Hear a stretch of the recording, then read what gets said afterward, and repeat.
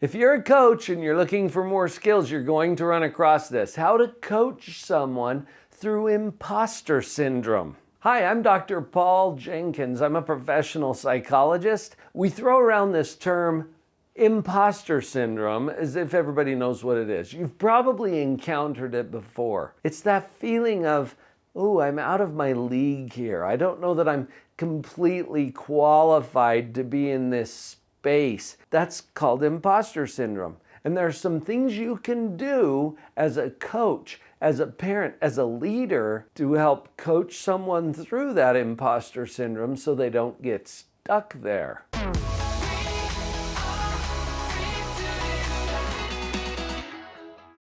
You might also notice that this is something you probably have a little experience with.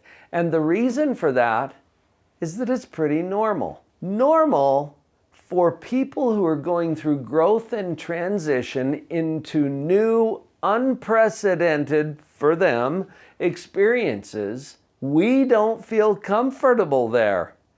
And that's what leads to imposter syndrome. The discomfort that we feel when we break out of our comfort zone. Have you ever thought about why do they call it a comfort zone? Yeah, because it's comfortable in there. And once you get outside of that into what I call the growth zone, you don't feel comfortable. In fact, if you don't feel a little stretched, you're probably not thinking big enough. And so the imposter syndrome becomes very, very common as our brain identifies, oh, I'm outside of my comfort zone here, and this is unprecedented for me. This is really common, especially among high achievers in growth or transition processes. So as we normalize this experience for our clients or our kids or our team members and help them to see that this feeling that they have of being out of their league is not because they're imposters, it's because they're leveling up. I still remember so clearly when my kids were teenagers.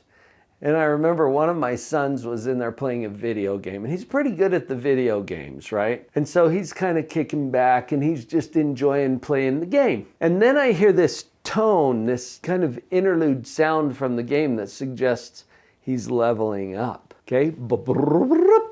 Whatever the sound was, and then level up. And then I see him leaning forward and he's like a little stressed and he's trying to work that controller and he's getting a little frustrated and he fails at the higher level, right? And then he kicks it in and he starts over again. Well, after a while, he gets good at that level. And then he's kind of kicking back and just enjoying the game and cruising along and then level up again. And now it's kicking his butt again. Have you noticed that that's what life is like? Every time you level up, you're going to feel stretched. And that's as it should be. It doesn't mean that you're doing it wrong. It means that you're building a skill set. So as we reframe that imposter syndrome from, oh, I'm out of my league, to, oh, I'm leveling up, it changes the energy around it. And that alone will help most people to reframe that imposter syndrome in a way that's more productive and healthy. I think as a related issue, we can look at the doubts that we feel. And that's not a sign of inadequacy. It's not proof of our inadequacy. It's an indicator of growth. When we look at it that way, it feels different. One of the basic tenets of positive psychology and coaching is that circumstances are neutral. Now, when I say circumstances are neutral, I do not mean that they are easy or painless. Sometimes they are very difficult and painful. But when I say that they're neutral, it could always be better. It could always be worse. Look at your experience and see that that is true. Any experience that you have could certainly have been better. It could certainly have been worse. And what that means is our circumstances are always right there between better and worse by our own judgment. I'm sharing this idea with you as a cognitive tool, and it allows us to enact a process that we label metacognition.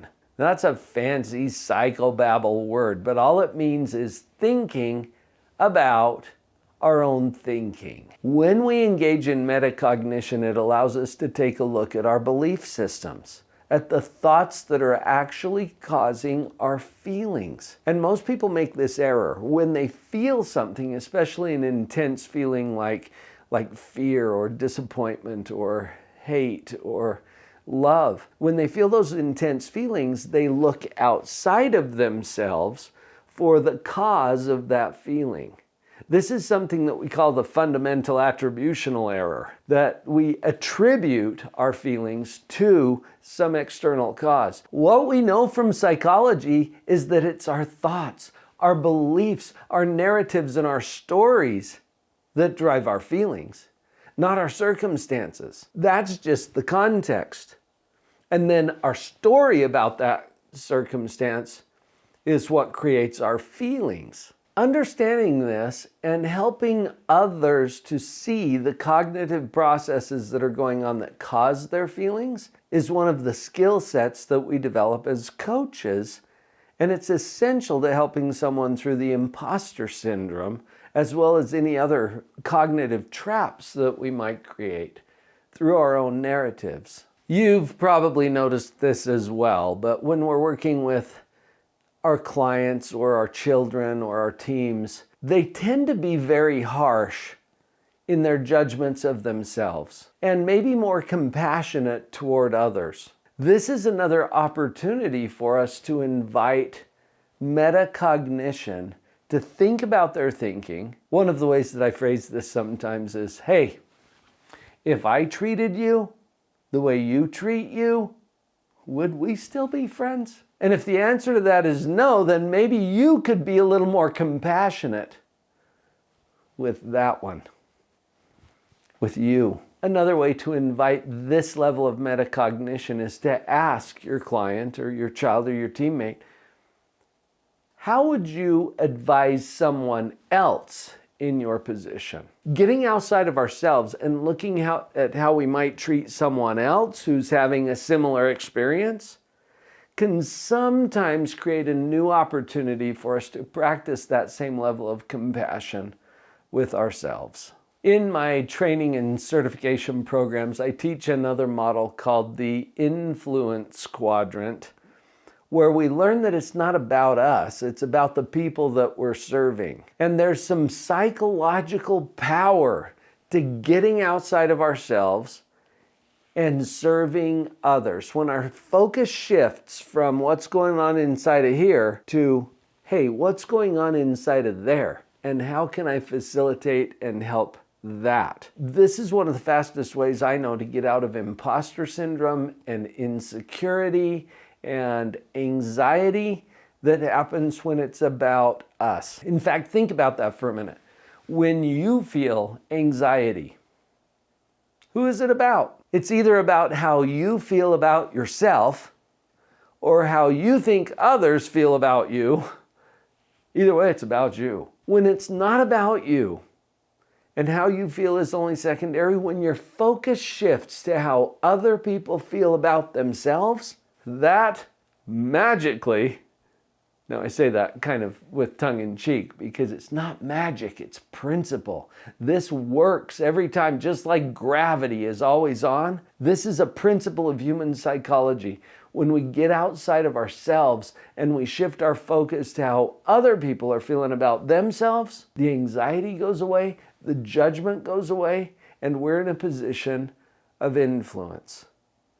That's what I'm referring to when I say the influence quadrant. Your confidence will grow through contribution and service to others. So no surprise, the people that you're working with are going to experience a similar thing. Maybe you could coach them into a position where they get out of their own way. It's not about them, it's about how they can show up for other people, which will help to relieve that imposter syndrome and have them feeling more confidence in themselves. I've got 2 quick resources for you. If you want more help in your life coaching practice, go grab this resource. The URL's on the screen right now, drpauljenkins.com/Power Pack. What you're going to get is the Life Coach Power Pack. I'll help you in detail walk through 5 challenges that every life coach has to overcome at some point. That is completely complimentary. Enjoy that with my compliments. Now I've got another video for you as well. How to be a life coach and get paid. Cue that one up next.